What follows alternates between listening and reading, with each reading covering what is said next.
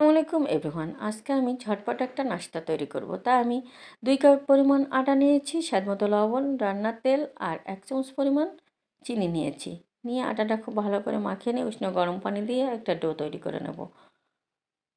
একটা soft do তৈরি করে নিয়েছি। এটা আমি একটা পলিথিন ব্যাগে মুড়িয়ে 10 মিনিটের জন্য রেস্টে রাখবো। এদিকে একটা পুর রেডি করে নেব।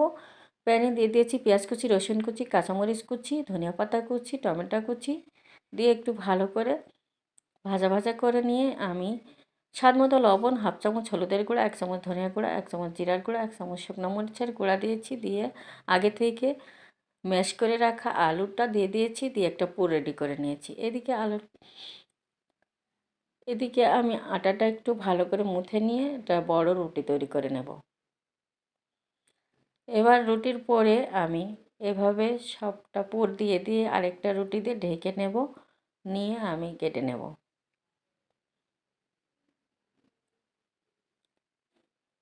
এই নাস্তাটা খেতে যে এত দুর্দান্ত লাগে আর সময়ও অল্প লাগে। এবার আমি ভেজে নিয়েছি। তার আমার রেডি। আল্লাহ হাফেজ।